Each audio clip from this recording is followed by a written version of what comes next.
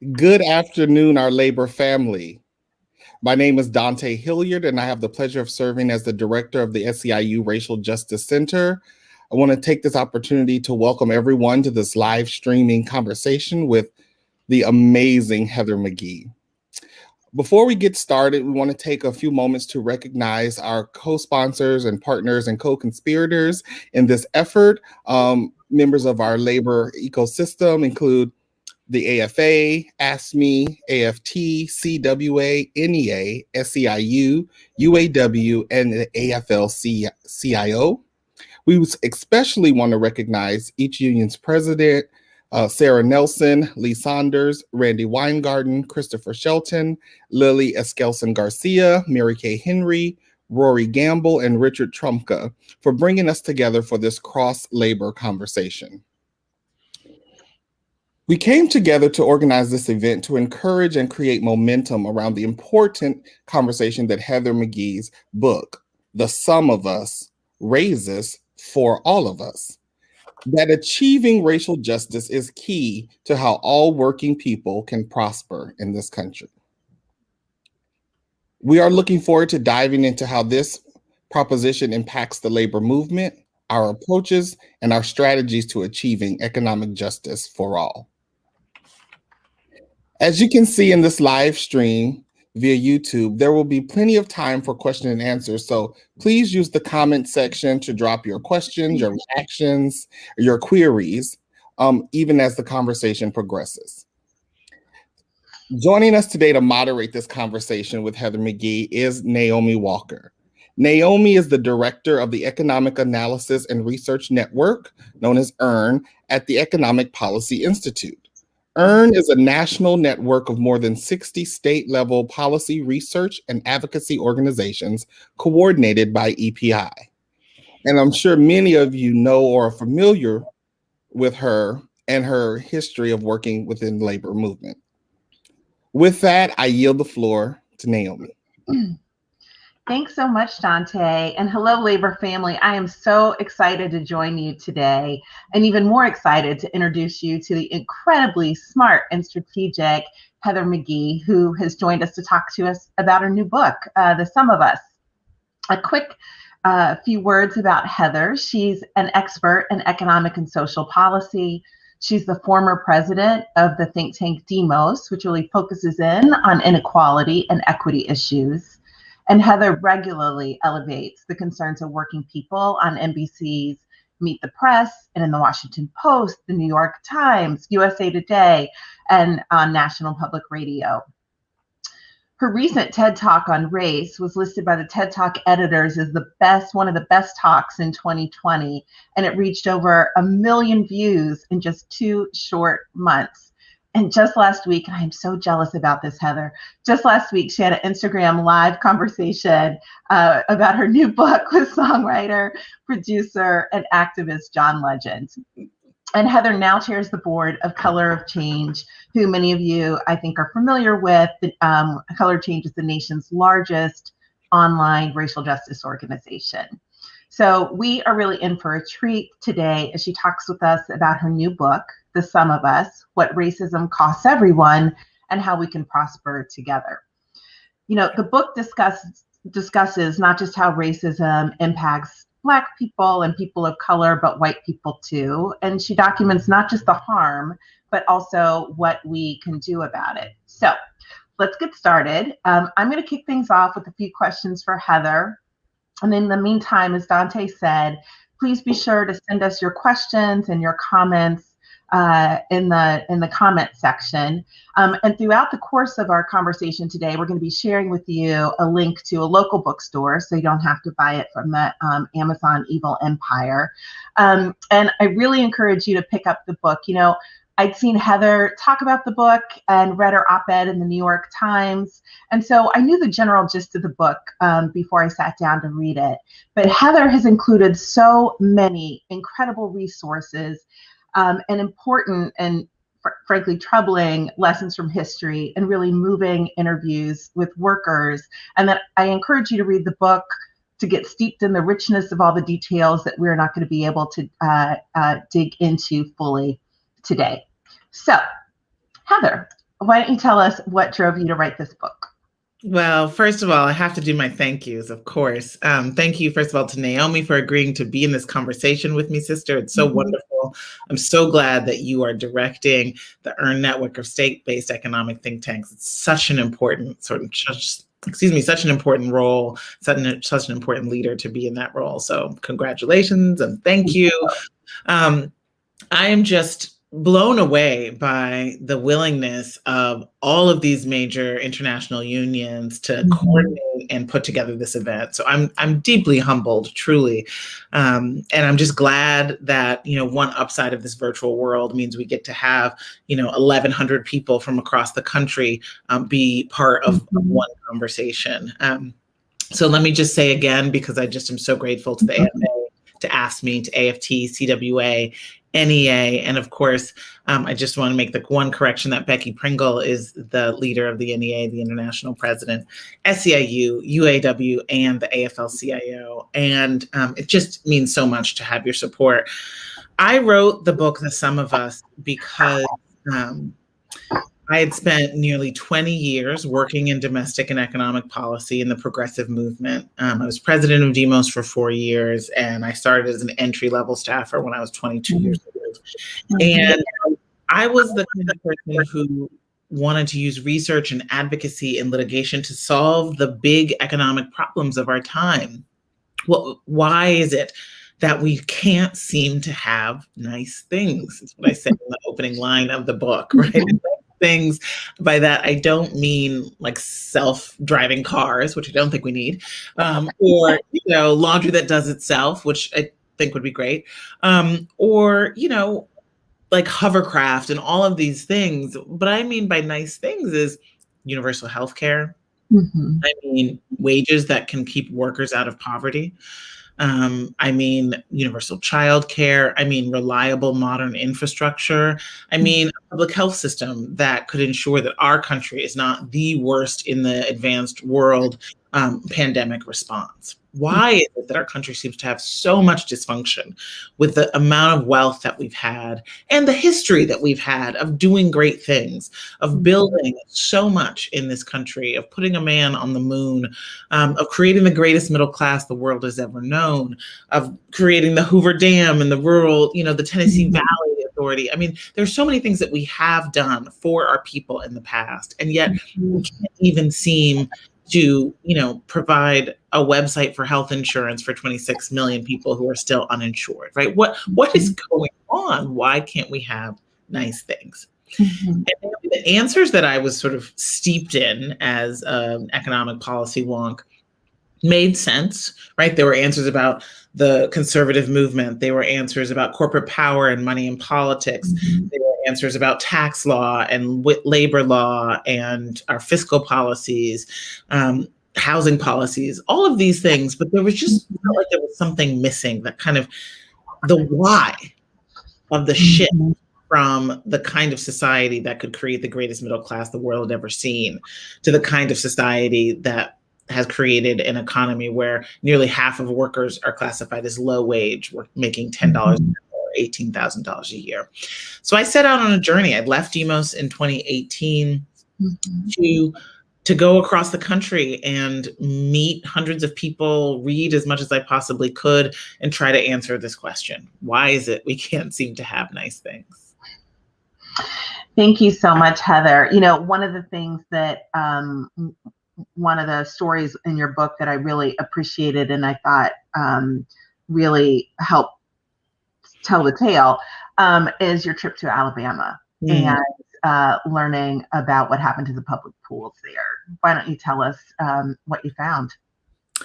So in this country, in the 1930s and 40s, we had a building boom of publicly funded amenities, parks, schools, libraries, and swimming pools. And the swimming pools were kind of like the cherry on top, right? Just this idea of the United States government's, state and federal governments cared so much about its people that we were going to provide for not just the basics, but like the really nice stuff, the recreation, the high quality of life, right? Our citizens were going to have the highest standard of living in the country. And this was sort of part of the New Deal commitment of government spending on behalf of its people. There were almost 2,000 publicly funded grand resort style pools. And these weren't like your backyard neighborhood pools. These were the pools that could fit 1,000+ swimmers in them at a time. And many of them across the country were segregated, or if there were just one, they were whites only. And in the 1950s and 60s, when the civil rights movement organizing began to empower Black citizens to sue and to advocate, to say, hey, those are our tax dollars funding that pool too. We want our kids and families to swim as well. And courts started agreeing with Black communities. Many towns across the country, not just in the South, drained their public swimming pools rather than integrate them. So I traveled to Montgomery, Alabama, to their central park in the heart of the community called Oak Park. And it's this beautiful multi-acre park that had a zoo and a recreation center and one of these 1,000+ swimmer pools. And effective January 1st, 1959, the City Council of Montgomery, Alabama had voted to drain the public pool. They filled it in with dirt, they covered it and seeded it with grass. And not only did they do that, Naomi, in order to avoid integration, they also closed down the entire Parks and Recreation department of the city. They sold off the animals in the zoo. Oh my God. And they kept it closed for a decade. This to me was, and even after that decade ended and they finally reopened the Montgomery Parks and Recreation Department, they never rebuilt the pool. So I walked the grounds of this park that was just kind of a ghost town. It was this huge grassy expanse with nothing really in it. There was a little playground. There was the rock formation where the zoo used to be. But there were about 4 or 5 people there, groundskeepers outnumbered people who were going to the park. It really just felt like this ghostly example. And I talk about the public pool throughout the book as both a concrete and real story that happened all over the country, from Ohio to West Virginia to St. Louis. But it's also a metaphor for the pool of resources that dried up and was explicitly drained when the New Deal expansionary, broad shared prosperity era of economic policy ended, really during at the advent of the civil rights movement. And of course, what have we had since then? From the 1970s to today, the growth of inequality and what is known as the inequality era replaced the era of shared prosperity. And we know that story, right? We know that story, like good labor economics tells that story, but we don't always tell it with race and racial resentment and the draining of the pool as the central fulcrum for what changed. Why it is that the majority of white Americans turn their backs on the formula that created their own middle-class prosperity. Yeah, the pool example is just such a striking one. And what do you want to have people come away from this book with? What do you want them to learn through reading about the pool in Alabama? Yeah, thank you for that question. So I think, for me, I mean, in many ways, I wrote this book as the book that I wanted to have read even earlier in my career, as I tried, worked, 12-hour days to try to make better things happen for more Americans, to try to combat our economic and racial inequality. And so I think some of the core takeaways that I want, I spelled it out in the subtitle, that racism has a cost for everyone. And that actually it's only through working together in cross-racial solidarity movements and organizing can we really prosper together? Can we really take on the forces of concentrated wealth and power in our economy? I want to say one thing about the politics of this, because I think it's really important to understand kind of the politics that we're in right now.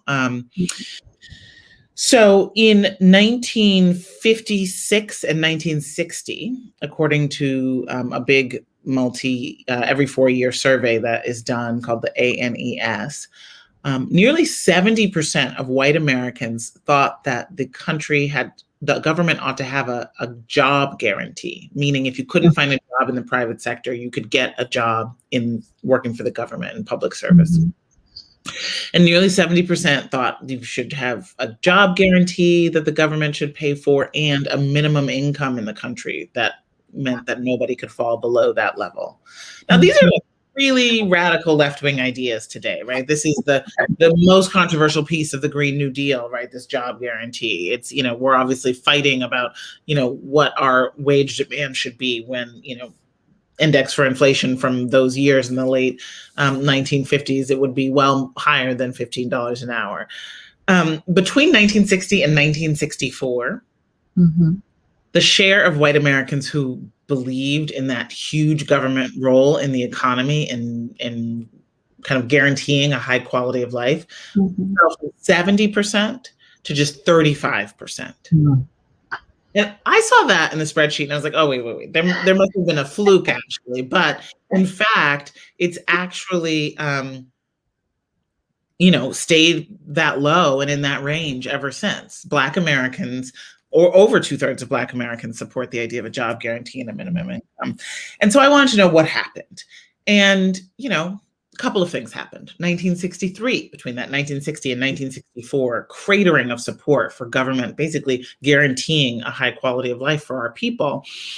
There was the 1963 March on Washington, which was, of course, for jobs and freedom, and which included those as demands. And then, there was a huge campaign, a media campaign that President Kennedy went on to associate himself and the Democratic Party with civil rights. And I hope we all know that his successor, Lyndon Johnson, after he signed the Civil Rights and Voting Rights Act, he would be the last Democrat running for president who would win the majority of the white vote, even to today. And so that political context and that sort of public opinion context, what are the policy preferences and the political preferences of the majority of white people? And how did they shift from the New Deal era when so much of, just like the public pools, so much of the government benefits that white Americans were super enthusiastic about were for whites only? We know about the racially exclusive New Deal, the ways in which the job categories that were part of the New Deal were excluded because they were where the majority of Black workers were, domestic work and agricultural work. We know about the redlining that happened in the New Deal, which is when the federal government decided that it would rescue the mortgage market by creating basically the mortgage market we know today, the idea that we can get a 30-year fixed rate mortgage, allowing people to, pay a little bit over time to have a house.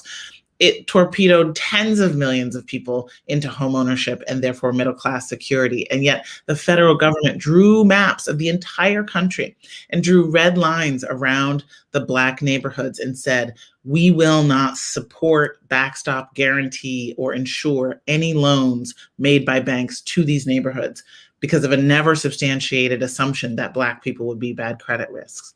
So you had all of these handouts, all of this free stuff that subsidized the economic security of millions of white Americans, and it was done in a racially exclusive basis. And it was only when the pool was threatened to be integrated that the majority of white Americans turned their backs, said we would rather drain the pool than let our Black neighbors swim. And these are people who they'd been taught to disdain and distrust. Thank you so much for that, Heather. One of the things that you write about a lot in the book is how in this country we've been taught to see life as a zero-sum game. And so can you talk to us a little bit about what exactly is that zero-sum game, and do white and Black folks see it the same way? So this is where the book's title, The Sum, S-U-M of Us, comes from. This was an early revelation for me in my journey to write the book. I read a bunch of social science research that showed that white Americans increasingly were viewing the country, the story of race and racism, as a zero-sum game, that basically less discrimination for people of color meant more discrimination for them. Progress for people of color would come at the expense of white people. a dollar in my pocket means a dollar out of yours. This is this zero sum, the idea that there's only so many points. And so if I get 1 point, that means you have one less. That kind of head-to-head competition, to me, is the single biggest block and impediment to economic progress in America. Because what do we know as people who understand the power of organizing? It's that when you join together, you are stronger than the boss. You are stronger than the corporate power. And yet that zero sum suggests that people who are similarly situated, workers shoulder to shoulder, are actually the ones who are at odds. So this zero sum mentality is something that white Americans, it's a worldview that's sort of deeply embedded. It's a sort of deep story that most white Americans carry, but it's actually not something that Black people carry. We don't believe that progress for us has to come at white people's expense. And so I wanted to go back, Naomi, to figure out, where did this zero sum come from? I didn't want to make it like, well, of course, we're all tribal. Of course, we're going to compete with one another. Black people don't see it that way. Why do white people? What is going on? And it's empirically, economically not true, right? We know that more money begets more money, particularly of, working and middle class people. Even Citigroup, for Pete's sake, did a report last summer where they said that if we had closed the racial economic divides 20 years ago, our economy would be $16 trillion richer. Just a couple of weeks ago, the Federal Reserve Bank of San Francisco did a report saying that if the economic gaps between white men and everybody else had been closed in 2019, just in that 1 year, our economy would have been $2.6 trillion larger in 2019. So the divides are costing us. It is exactly the opposite on an economic basis of the zero sum. And it's really clear now that globally economic inequality is costing the country. So I went back, and in the first chapter, I talk about the way that the zero sum was a story that the worst elements of our society, at the founding of our society, used, because it did justify, it was the economic model. When you have stolen people, stolen land, and stolen labor, as we did at the beginning of our country, that is a zero-sum game. Black and Indigenous people were not allowed to profit at all from their labor, their land. We were not, all of our gains, all white people's gains came at our expense. And so what the white elite at that time did was try to sell the opposite story to the white masses, to say basically any justice for people of color is going to mean a loss for you. And I talk a little bit about Bacon's Rebellion, which is this, some historians call it the first revolution in America. And it was a cross-racial servant uprising in early colonial Virginia. And after that, that rebellion was quashed, was when you began to see the white skin hierarchy and start to see this zero sum of pitting white workers against Black enslaved workers to make sure there was a division and that they never linked arms against the ruling class again. Yeah, so I appreciate that example. And I know that, as you talk to workers around the country and workers in Mississippi, you heard from some workers about the zero sum game and what it meant for them and their organizing campaigns. You want to talk a little bit about that? Yeah. So I want to just read a couple of little pieces, and then I'm really looking forward to getting to the audience Q&A. It was really important to me to include in this book a pretty long chapter on labor. My mom, after she read it, she said, wow, you really love unions. Rightly so. But, it's interesting. She said, you really love unions. She said, that was not my experience. She said, I first heard about unions from my father, who was locked out of the Teamsters, right? There was and I include that, the history of Black exclusion from labor unions absolutely in the chapter, and say that it's really been the Achilles heel of labor organizing. So the chapter is called No One Fights Alone, which is a saying that I heard very often in my conversations and support of the United Auto Workers. And I just think it's a beautiful idea that is so aspirational, because so many of our fights are alone. But here is just a little passage about the first time I ever heard the word union. It was from my father's best friend, Jim Dyson, a man I called Uncle Jimmy. Uncle Jimmy was a union man in my neighborhood on the south side of Chicago, and he wore the power of that backing like a wool coat in winter. He exuded pride in his work. His family had things that I knew, even as a child, were prized. Vacations to the dunes in Wisconsin every year, braces for his daughter when the dentist said she needed them, a good-sized house that we all gathered in to watch football on Sundays. I remember once being in the backseat of my dad's car and watching Uncle Jimmy through the open window in a neighborhood not our own. I grew up on the south side of Chicago. He was standing on the street, Uncle Jimmy, joking and backslapping with a group of Polish and Italian accented men. I'd never seen that before. Later, I would put it together. Uncle Jimmy was in a union, the only place where men like that would know and trust one another in segregated Chicago. So obviously that is the potential of the union, right? And there's so many wonderful stories in labor history of the triumph of cross-racial organizing. Chicago was a hotbed of it, particularly the meatpacking industry. But it's also true that when racial divisions are allowed to be used as a tool by the boss, it can be fatal to organizing. And that is why when I flew down to Medgar Evers Jackson, Mississippi airport and spent some time with the workers at the Nissan plant in Canton in just a few weeks after the vote in August of 2017 failed by a few hundred votes to certify the union, and talked to the worker in the worker centers, race kept coming up.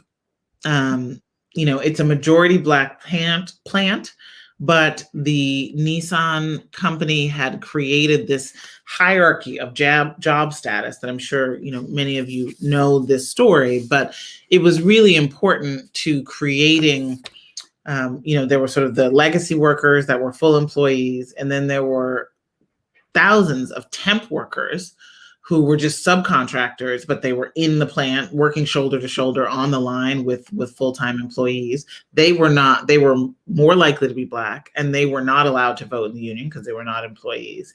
And then there was something called pathway, which was in the middle, which was sort of like this sort of carrot that the management would dangle to say you could get out of that and up here. And in fact, of course, that created this kind of reward incentive structure that the management used to say you don't need a union, you could just get on the pathway, right? And it's this competition which has really been the sort of scourge of labor and organized labor and organizing for much of America's history. And it's been a racial competition so much. And I talked to workers who said that, and I'm going to just do a quick quote here. So when I was growing up in the Midwest, the union was a symbol of strength. The union could make or break politicians. The union had the backs of men like Uncle Jimmy, and the union guys in the city were the tough guys. The international fight song, Solidarity Forever, has "The Union Makes Us Strong" as its refrain. At Nissan in Canton, the anti-union forces won in part by turning a union into a sign of weakness, a refuge for the lazy.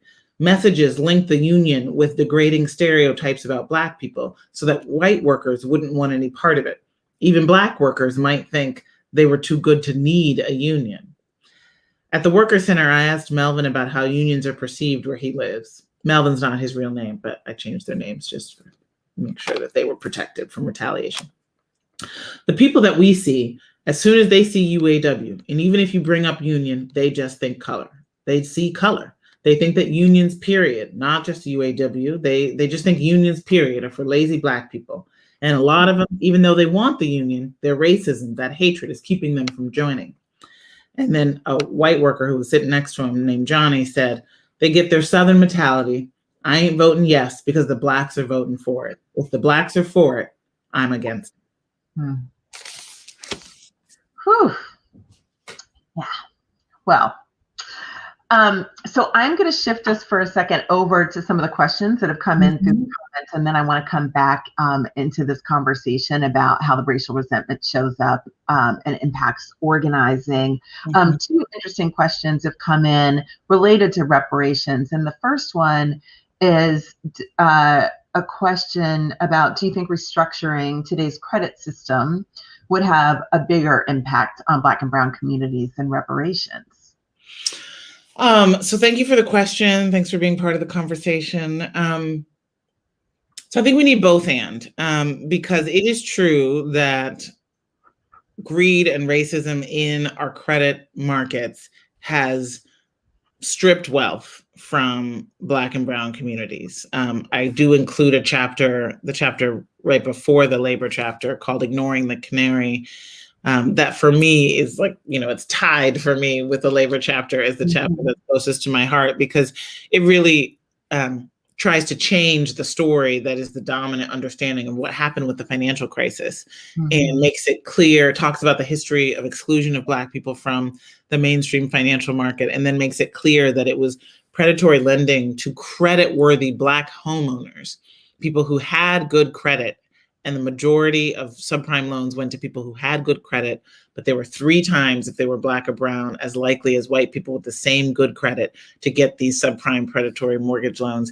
That if white policymakers and bankers had cared when it was just happening in Black and brown neighborhoods, we wouldn't have had the financial crisis. So it is true that the Black homeownership rate still has not recovered from the financial crisis and is lower today than it was at any time since before the Fair Housing Act. So you cannot overstate the role of lending and home mortgages and debt in the racial economic divide. And the racial economic divide and the wealth divide specifically is not about education and income. It's about wealth. It's about where history shows up in your wallet, where how much money you have today is really about compounding interest on decisions made before you were born. So we both need a fair credit system that doesn't cheat people and strip wealth and that offers people, regardless of color, the same loans and at the same terms. But we also need seed capital for the country we need to become. You can't say that we had almost a century of free stuff handed out by the government, from the Homestead Act, which was literally free land, to all of the subsidies in the New Deal, to the GI Bill, which was supposed to be race neutral, but because of exclusion in both the lending market and the educational system, ended up, not serving Black veterans, above a negligible number. You can't say that the government has supported so much wealth building for almost a century that was exclusively white people, and then flip it around and turn on a dime and say, okay, now we're not going to think about race. So there's another question, I think, Naomi, about the zero sum and reparations, and I think I do call for reparations in my conclusion of the book. I think it's extremely important for the healing of this country. I think it's extremely important for the economic growth of this country, right? I mean, when we talk about that Citigroup report of 16 trillion and the Federal Reserve report of 2.6 trillion, they're saying if we close the divide, the quickest way to close the divide is cut the checks, right? And that would be a massive shot in the arm for our economy. But I think that one of the major impediments to having the political will to have reparations is that zero sum. It's the idea of I'm resentful as a white voter. I'm resentful of the idea of anybody else getting something because I think it has to come at my expense. And, to be clear, it's the government that did the enslaving and the policies to strip wealth and exclude Black people from wealth opportunities. And it's the government that is going to have to pay for reparations. It's not like white people have to cut a check to their nearest Black neighbor. It's really about the seed capital, as I said, for the country that we need to become. Thank you so much. And the follow-up to the questions about zero sum, what do you think that labor organizations need to do to lead on or to change to play a greater role in solving for the zero sum game? So I my book is generally speaking very hopeful. And what makes me hopeful is that I was able to find in each of the areas where I dug in, whether it was, labor or the environment or education and segregation or democracy, something that I began to call the Solidarity Dividend, which is this idea of the gains that we can win for all of us, that we can only win by linking arms across race, that are the exact opposite of the losses that come from the zero sum and the drained pool. And so even though I left Jackson, Mississippi, really grieving for what had been lost and really understanding as I sat in the lobby of the Worker Center, with workers who had glimpsed something that could have changed the tide of history, which is a real manufacturing win for labor, in the South, in Mississippi. I grieved for what was lost, and I knew that big corporations would continue to keep squeezing and ratcheting down wages year after year because there was no countervailing force. There was no way for anybody to push back against the just tightening of the wheel. I also found reason to hope in the Fight for 15, and specifically, I spent some time with the workers in Kansas City who are part of Stand Up KC, which is a group that became a Fight for 15 group. And what was interesting to me as to sort of the labor organizing's role in countering the zero sum was that they really explicitly called out the zero sum, which the political messaging work that we did at Demos in partnership with SEIU and the Racial and Economic Justice Center, called the Race Class Narrative Project, really showed is actually key, because that zero sum idea is so embedded that if we only talk about dollars and cents and wages and benefits, and we're trying to reach white people, but white people have this embedded story, we're glossing over something that is really operative, because we're inviting white workers to come into fellowship and link arms with a multiracial workforce, and to come into collective action and common solutions to common problems. And that means they will interact with people who are different from them. And that means even if they don't physically interact with people who are different from them, they will have to support they will have to be in solidarity with people that they have been taught by the right-wing media, by the corporate narratives around rich people being better than everybody else, to disdain and distrust. And that is people of color and other people who struggle.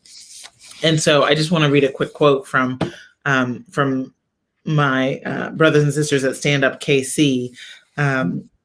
I talked to a bunch of people, but I include in the story two people, Terrence, who's a Black man who is a really beautiful spokesperson for the movement, who says, "We've got to have a new vision for America. We're building the Fight for 15 and a union movement, and we've got to have a new identity for the working class. What do we do every day in this country? All of us get up and go to work. We make this country run.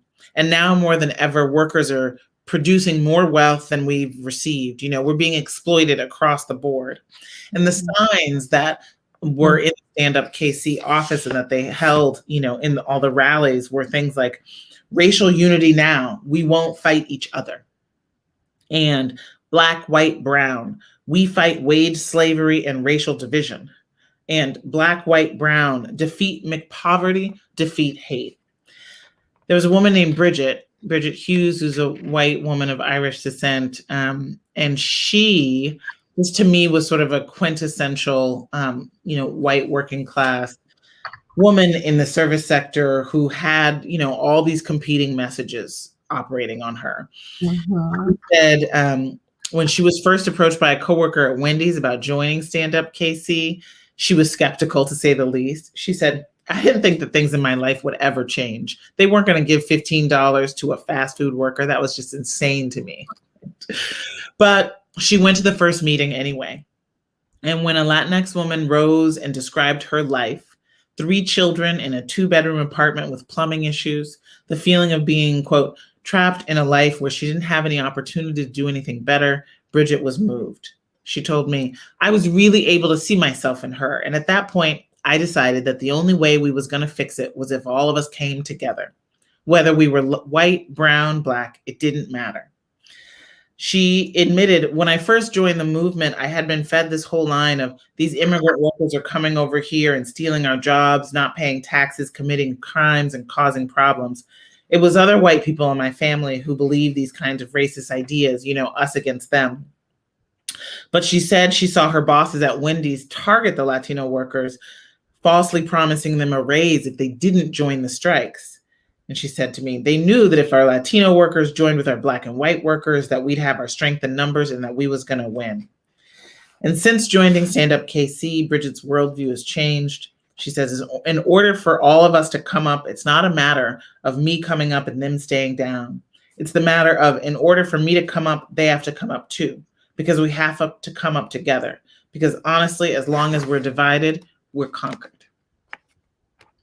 I loved your inclusion of those examples in the book, and just the way that those workers really focused on pushing back against racial resentment and calling instead for, like, naming it, as you said. So I wanted to go back. There's a ton of energy around reparations in the chat, and so I want to go back. And I loved the answer that you gave in part response to that earlier question about that it was the government who enslaved folks. It was the government who passed these screwed up policies, and they have to make amends. But can you talk a little bit more about how, as activists, as leaders, we might really push back even more on that zero-sum thinking around reparations in particular? Yeah. So I think it's really important to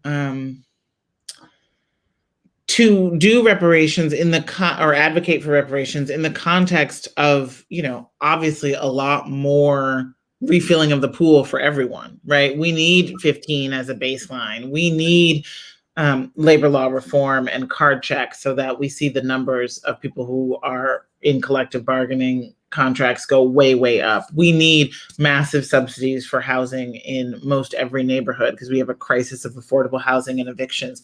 We need universal health care. We need to cancel student debt. That's another issue that I talk about in my book, the way that we shifted from free grants for college when it was 90+% white folks to now that it's almost a majority of students in college are youth of color. We have this debt for diploma system and $1.5 trillion student dollars because we drain the pool of public resources for our public schools. So we need that big program. Much of it is in Biden's Build Back Better agenda, and we need Democrats to not be the ones to torpedo it and take things out that are highly popular with the American people, like $15 an hour. We need to end the filibuster so that we can actually get that done, which is extremely important. And that's another example of racism costing everyone, right? We have a white conservative minority that has power because of a Jim Crow era relic, as President Obama called it, the filibuster. And so it's stopping government from doing its job to help people. And so there are all of these reasons.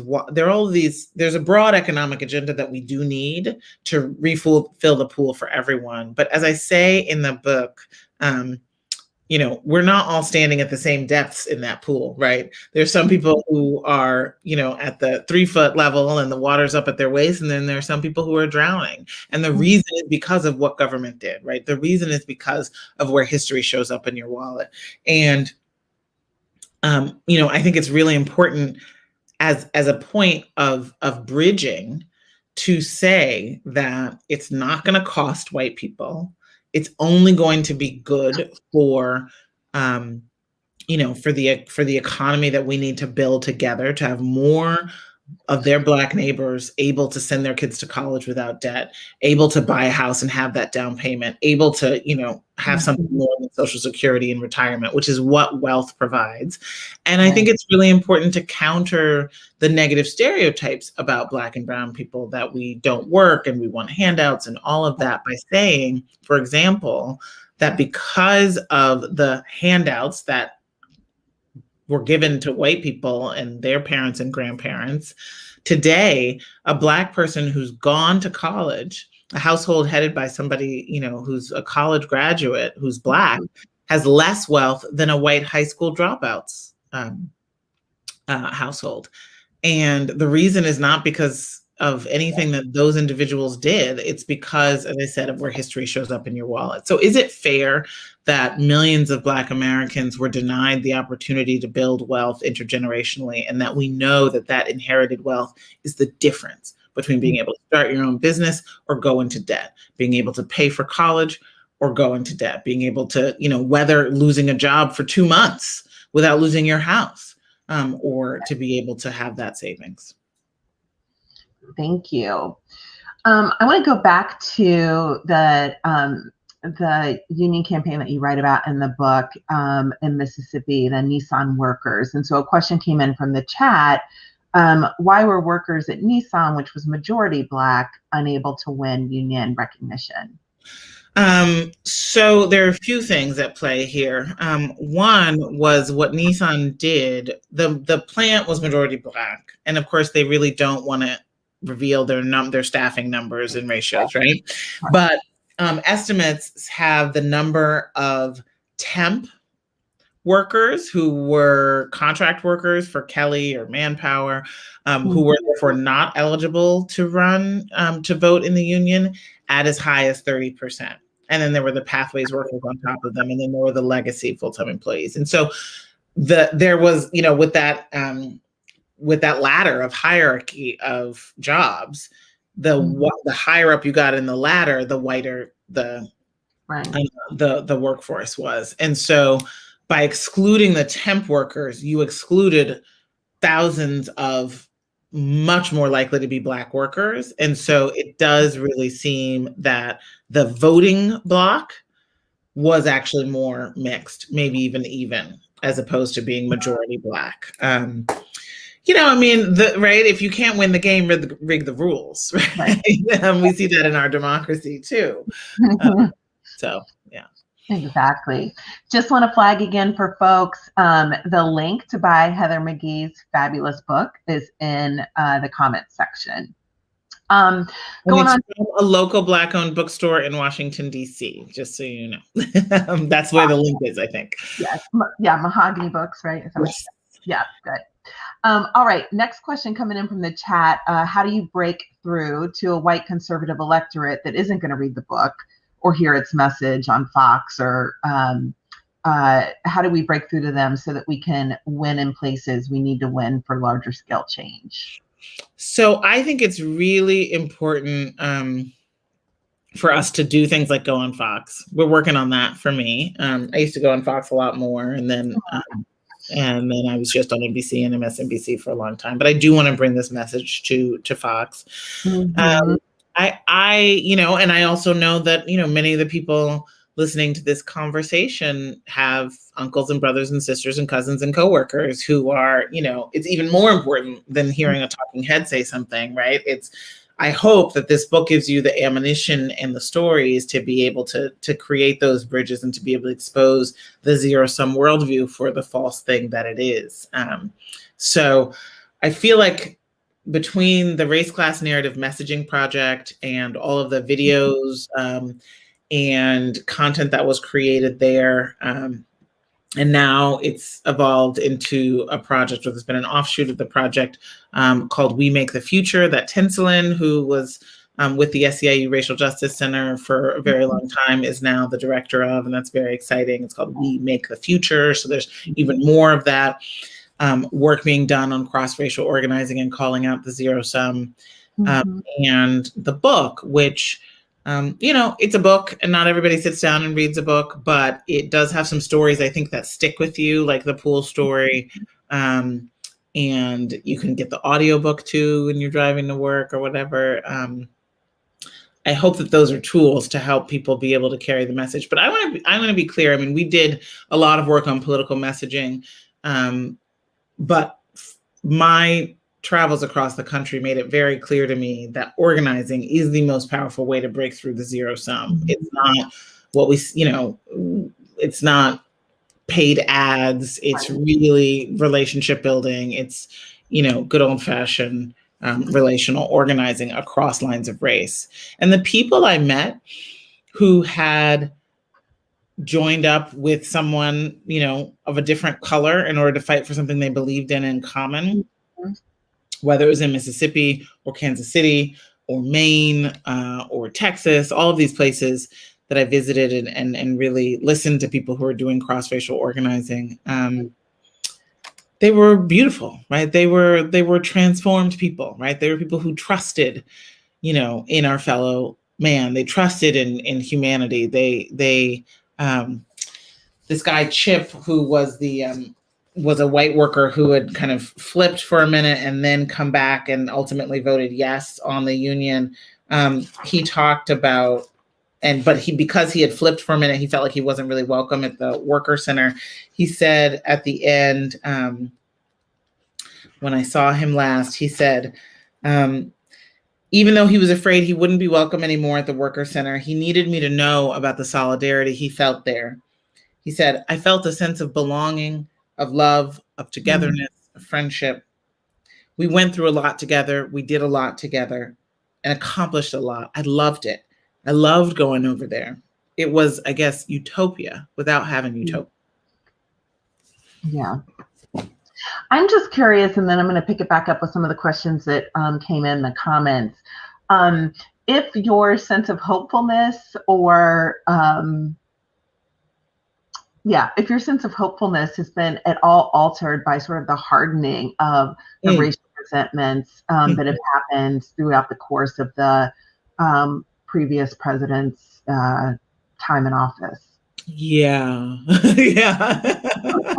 I wrote this book over the last 3 years, right? So Trump was in office the entire time I was writing this book, actually. I did the sort of last little edits on the galleys, in the 2 days after the election, because we felt like we should probably know, we should say something about which way, excuse me. I am more hopeful than I was before I started, because I got to know people who gave me hope. People like Bridget and Terrence and Chip and Melvin and Joey and all of these folks. I also, I experienced this summer and the incredible outpouring of awareness and activism that made the Black Lives Matter movement in the summer of 2020 the largest social movement in recorded history in the United States. It was extraordinary, and it remains extraordinary how much white people and even many corporate leaders are moved. They're open, they're receptive, they're not fully on board probably with the entire way we need to go, the lengths we need to go to really heal this country and to really have justice. But there is an awareness and an opening. I can't be I can't be pessimistic. I can't sit here as the descendant of enslaved people, able to do what I'm able to do and use my voice in my life the way that I'm able to and be pessimistic. I just can't, right? I just owe it to my ancestors to keep my eye on the prize and to trust in the fact that, in fact, we've only ever moved forward in this country in cross-racial organizing. It is, we have always needed each other in order to move forward, in order to break through. And so I think that there's an openness and a willingness to trust Black leadership, to listen to stories that should have been, required knowledge about the way that racism has shaped our society. And I am hopeful. Good. Speaking of hopefulness, one of the questions that came in is asking you to talk a little bit about your analysis around truth and healing and transformation, and what's different about that concept and truth and reconciliation, and what's labor's role in healing and transformation. That's great. So folks know that lots of other countries, including Sri Lanka and Chile and most famously South Africa, have done efforts at truth and reconciliation after big, wounds in their society, civil wars, apartheid, etc. And we've never done that.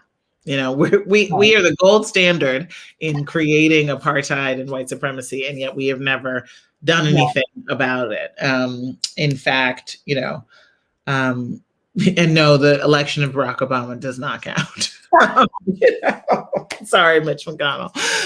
Or who was it? Was Mitch McConnell or Tom Cotton? Some descendant of enslavers. Anyway, so I'm glad I got you to laugh. Naomi has the best laugh. So I, in the last chapter of my book, I talked to folks who have been undergoing sort of a pilot version of what this country could do across the country, which is going on a framework that was launched at the Kellogg Foundation a few years ago called Truth, Racial Healing, and Transformation. And it's explicitly not truth and reconciliation, because that suggests that we were together and then went apart, and this is reconciling. But of course, we were founded apart, right? We were founded on this belief in a hierarchy of human value. And what the process of the TRHT, or the Truth, Racial Healing, and Transformation, does is it offers a framework for communities. And I think this is really important. We can have as many blue ribbon commissions in Washington as we want, but that's not where we need to transform the way people operate in community and in society. There should be accountability and funding and guidance from the top. But when we're really talking about changing hearts and minds and changing local laws and having the public will to do so, that's about organizing. Organizing is not a blue ribbon commission. Organizing is community building at the local level.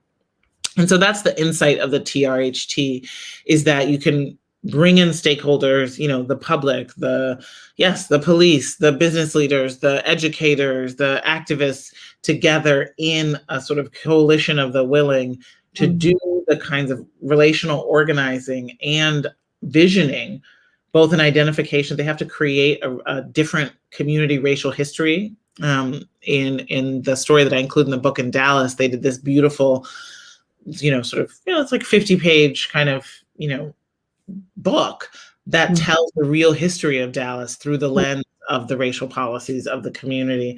And then they do this process called community visioning, where they say, what would it look like if we were to really jettison the idea of a hierarchy of human value and this zero sum and white supremacy? What would be different in our community? And we haven't really done that as a nation. We haven't really envisioned what it would look like.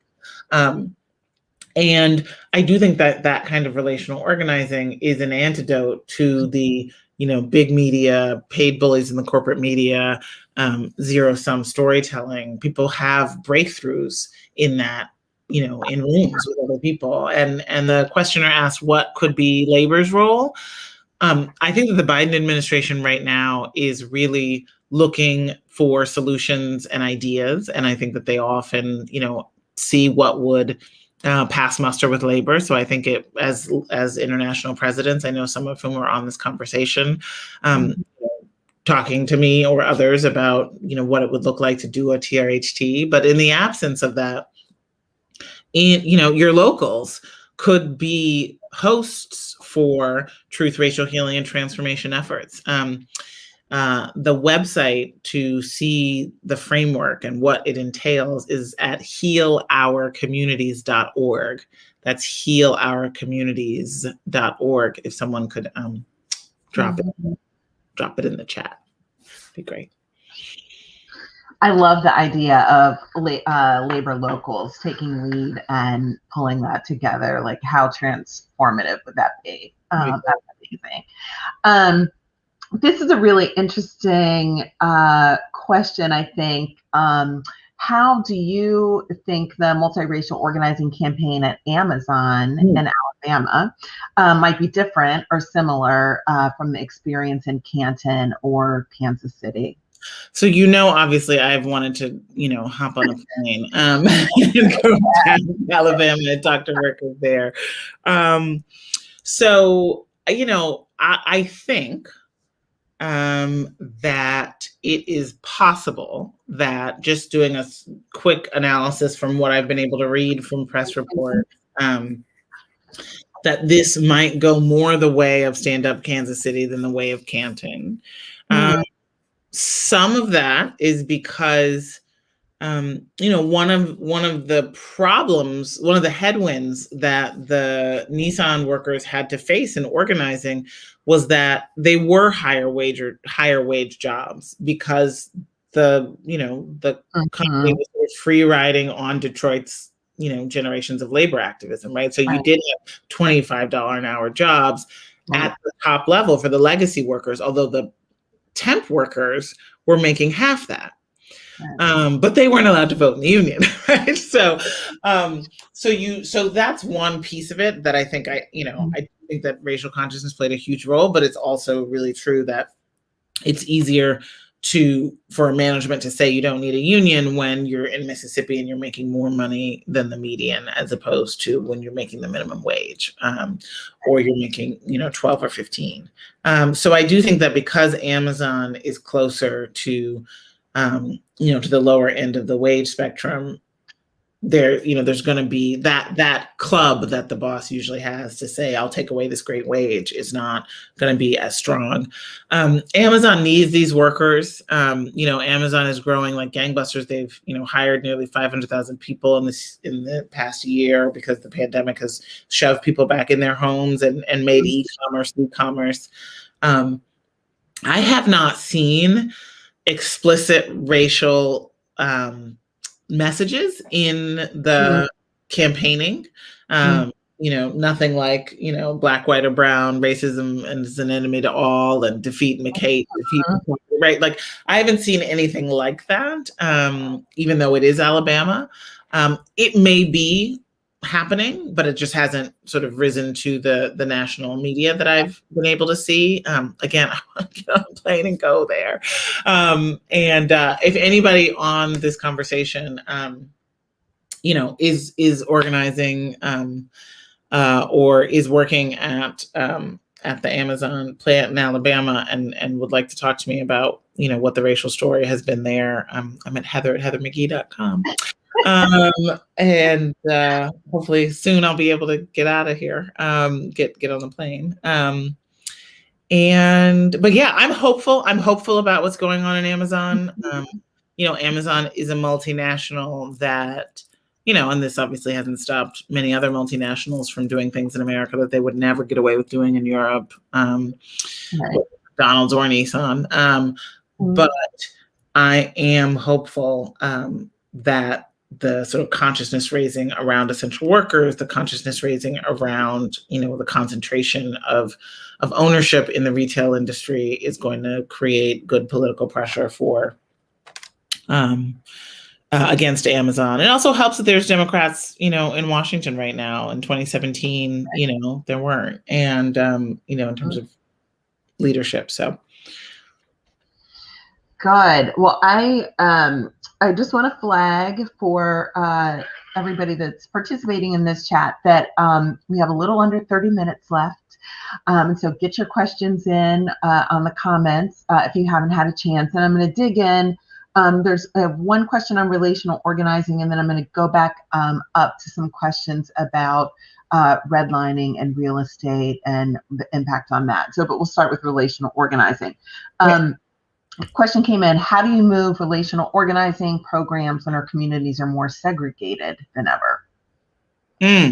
Isn't that a good question? Our communities are more segregated, and our workforces are too, right? There are not that many white people in the fast food plants and in the fast food stores and in a lot of the places where we're trying to organize,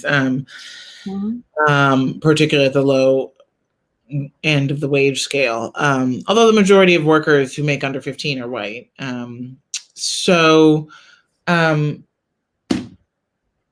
I think that right now it is really important to use technology to find groups.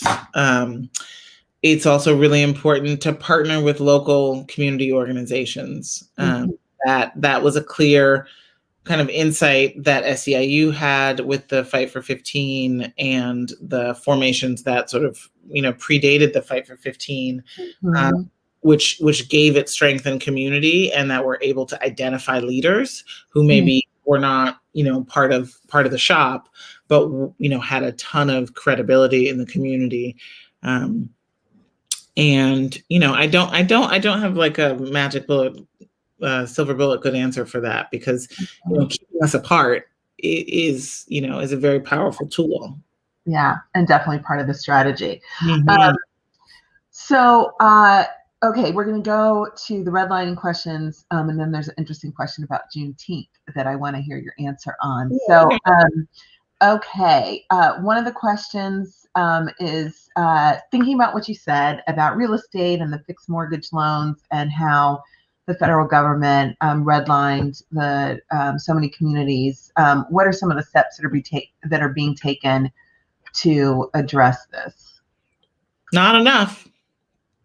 Not enough. I mean, there have been proposals in the Democratic primary in 2019, 2020. Both Elizabeth Warren and Kamala Harris put out proposals to basically use the redlining maps to target down payment assistance and affordable loans in those communities, to be, redress for, historical exclusion. Those redlining maps are also predatory lending maps as well, right? It was, you can see the same communities over the generations being denied credit and then being flooded with bad credit that ended up often costing so many homes. I think we need to, right now, there needs to be both a focus on affordable home ownership.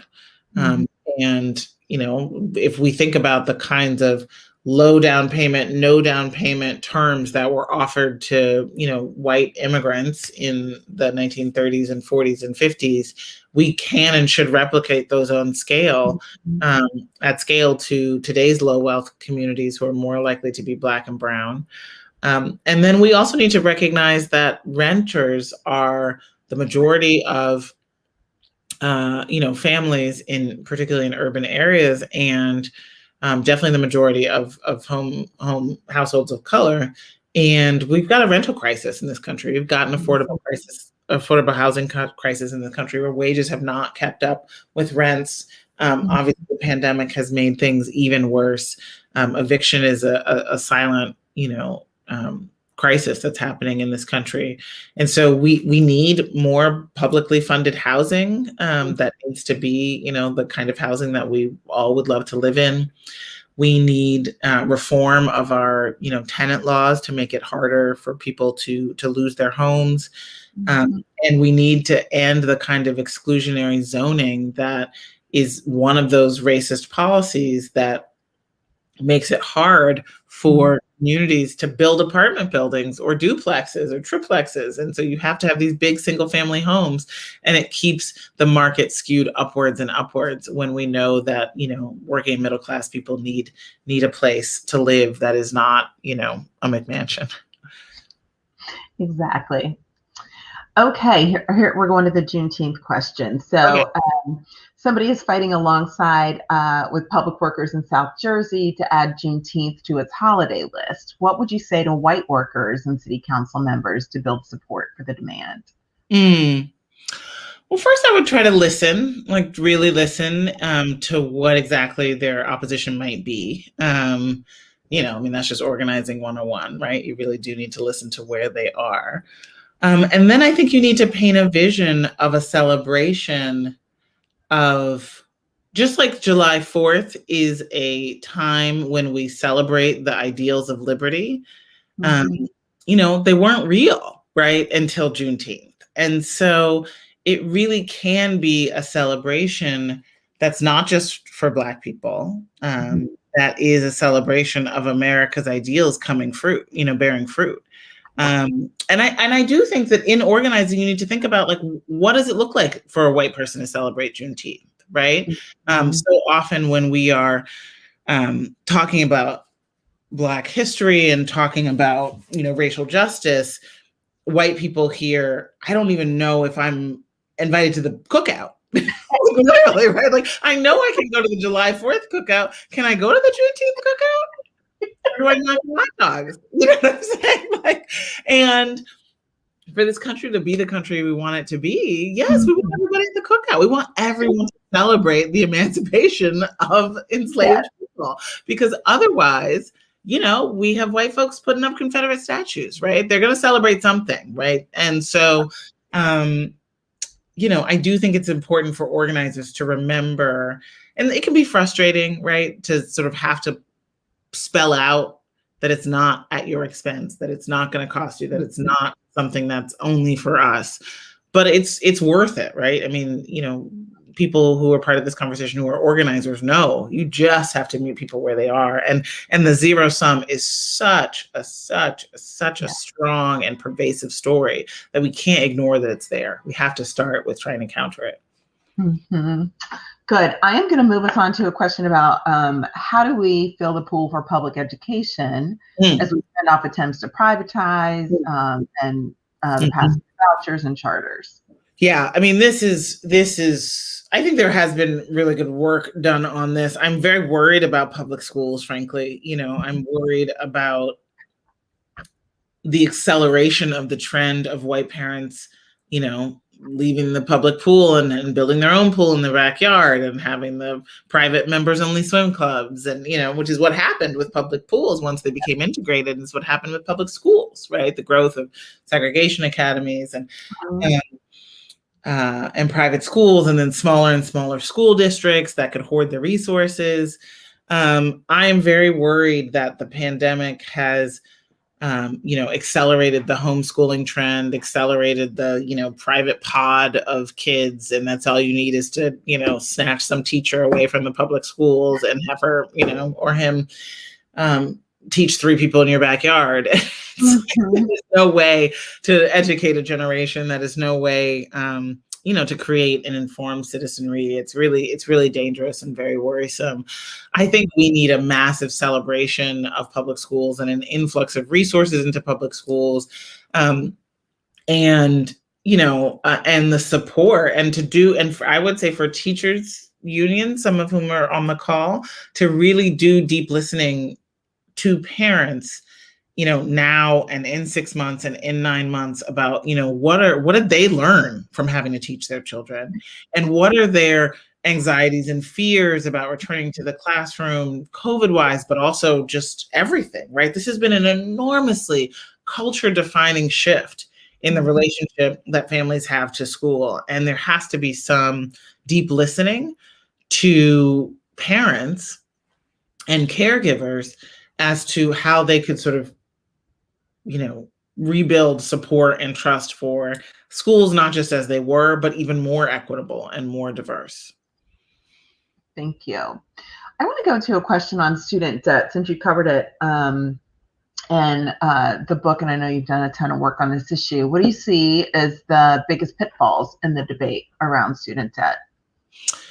Yeah, I mean, thankfully, this issue, which I've been working on for almost a decade now, oh gosh, more than a decade, you know, is more, you know, the politics are so much better now. The awareness that this is just not the way to go, that, you know, that $1.5 trillion in student loan debt is not good for the economy, that it is not good to both say in our labor market that you have to have a college degree to have a middle class job, and then price that degree out of reach for working class people who are trying to get into the middle class, right? There's more awareness now that college used to be free and that college could be free. And then, of course, the very radical idea of just getting rid of the whole thing and canceling student loan debt is now very much in the center of the debate. And you know, people have spent a year with their loans in some kind of freeze and forgiveness and you know, all of that. So there's been sort of a breather where people have experienced what it's like to not be paying $500 a month to Sally Mae. And so it's, you know, it's actually a good time to keep pushing on that. There is a racial divide in terms of who is supportive of student loan debt cancellation. Color of Change just put out a study, a public opinion poll showing that 84% of Black voters, Black likely voters, are wildly enthusiastic about canceling student loan debt. 40% said they would not vote for a politician who was opposed to eliminating student loan debt. Like, this is a massive mobilizing issue for Black voters at all ages, including grandparents, right, who are very aware of what's going on. And obviously young people who are in the throes of it. There's about a 20 to 30 percentage point opinion difference in the polling that I last saw between Black folks and white folks on this issue, but it still gets majority support. Now, a pitfall is what you hear amplified so much in the Beltway, which is, well, are we going to be giving this to people who somehow don't deserve it? Either they don't deserve it because they're rich, or they don't deserve it because how do people, I've been paying my student loans now for 20 years, but I don't care. You know what I mean? I don't resent my fellow American for, being on the, for getting a benefit that I think we all should have. Like, I just don't, but that zero sum, the idea of I'm going to resent the idea of someone that I think is, on the other team getting a point because I'm worried that it's coming at my expense, is that zero sum that is so operative. That said, the politics are strong, and even, white, older conservative Republicans, frankly, like got free college, they are the most opposed, but younger white folks are majority support. And, it's just one of those things that makes such economic sense. And we've got this moment of the crisis, right? We've got this moment where people say, okay, right, we shouldn't be loading up anybody with any extra bills to pay if it's not necessary. Right. Thank you. And then can I also just say one other thing? Yeah. It's really important that the Biden administration be careful of how many progressive promises are sort of ratcheted down. Right. So you go from $2,000 to $1,400. You go from $50,000 in student loan debt, which was the demand, to $10,000. You go from 15 now to 15 in 25 years. It's I'm exaggerating, but we need in this moment to give people who organized and did the impossible the win. Give people the win, change people's lives. Nobody's going to be mad at you, right? The biggest concern, if you look at the polling, is 1.9 trillion too much. The people who say it's not the right number are worried that it's too little, not that it's too much. Right? Go. Don't ask for permission. When our economy is flourishing and people are breathing better than they have in a generation, then you can ask for permission. Exactly. I love that point. Okay, I'm going to pose a question to you. What 3 things do you think are most important for labor leaders or activists or members to do or think differently about if we really want to be serious about rebuilding the labor movement, not just in terms of increasing the number of members, which is hugely important, but ensuring that the movement we built is this cross-racial solidarity movement that's capable of fighting together and winning big things together. Yeah. I do think that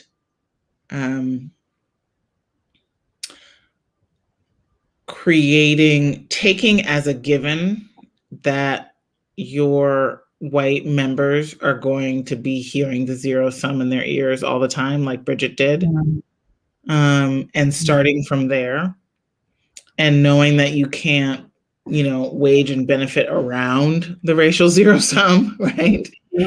That you have to actually go straight into the pain point of the just massive amount of anti-Black and brown stereotypes that white people are hearing from their communities and from the media and from politicians, that and how much that messaging has lowered people's expectations about what we all deserve.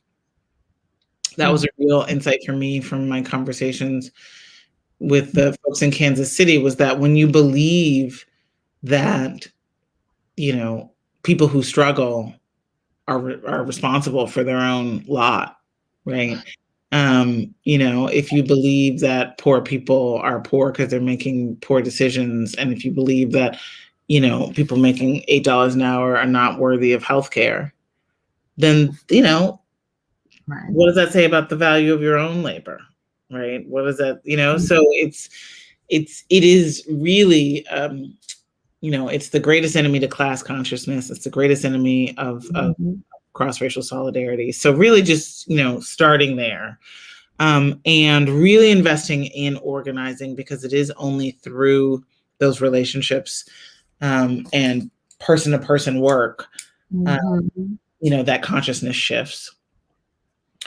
This is like just taking a flyer on something, but joining the fight to turn off the spigot of hate and disinformation. This is something that Color of Change is really, really leading the charge on, in terms of campaign to stop hate for profit with our social media companies, taking down some of the worst actors in Fox, right? It's really, really hard for us to do the work of trying to knit this country together when every day these big corporations are selling hate for profit, and it makes labor organizing harder. So kind of looking upstream to fight some of the bigger media wars that are making life harder for working people would be really important. Thank you. Those are all great recommendations. I want to ask you, it was clear from your writing that a lot of the stories and people that you talked to really moved you and really resonated with you. And I was just curious, not to really ask you to pick a favorite, but if you could kind of pick a favorite and tell us one that really stood out for you that you're going to remember years down the road. That's such a good question, Naomi. I fell in love with so many people in this book, with so many people who shared their America with me and were so generous. There's so many. I've talked a lot. Probably my favorite ones are the workers in the No One Fights Alone chapter, because, they're just ordinary people who are linking arms and doing extraordinary things. And so they were so inspiring. I talked about Terrence, I talked about Bridget and Chip and Joey. I also, in the chapter on, my final chapter called The Solidarity Dividend, where I traveled to Lewiston, Maine, which is one of these quote unquote dying mill towns that had really lost population, lost the factories, was kind of ground zero for the zero-sum story, had mayors and governors who were like little mini proto-Trump type figures.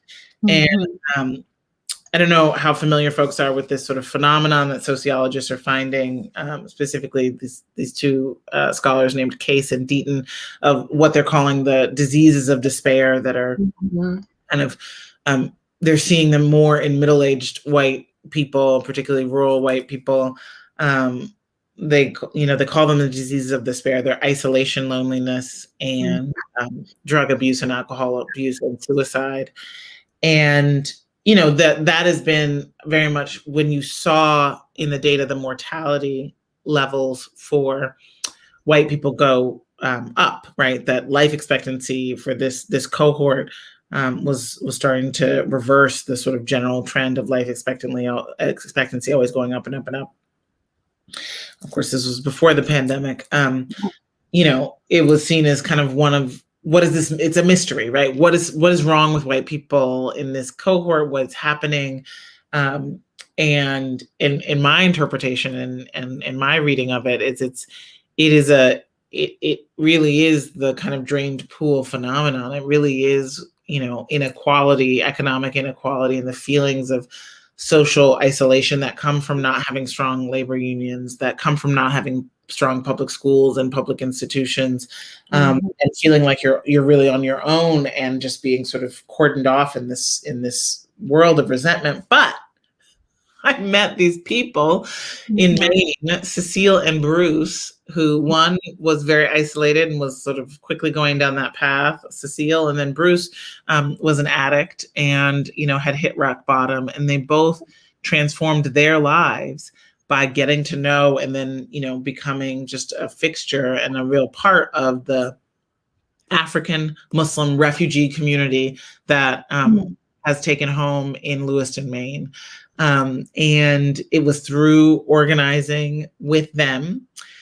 For Bruce, it was really organizing with a grassroots organization called Maine People's Alliance, and they were, organizing for Medicaid expansion, organizing for higher minimum wage and paid leave, and for progressive slate of candidates. And for Cecile, it was organizing for a cross-cultural French lessons, because she was a Franco-Canadian immigrant who had lost her French as part of the sort of assimilation into whiteness, like so many Mainers who have that history did. And then, of course, here were these Francophone Africans who actually could teach them the French that they had kind of abandoned in their childhood. And so those stories to me were extremely inspiring and beautiful. Mm-hmm. Well, thank you. So we are gonna, we're in our last 5 minutes, so we're gonna move into our closing. Heather, I have so enjoyed this conversation. Me too. So good to see you. The book is amazing. Everybody, please buy it. If the organizers can drop the chat again into the comments to make sure people have the link to the local bookstore, that'd be great. I'd love to hear, just as we wrap up, any closing thoughts you might have, or, you've been doing this work a really long time, and was there anything that surprised you that you came across?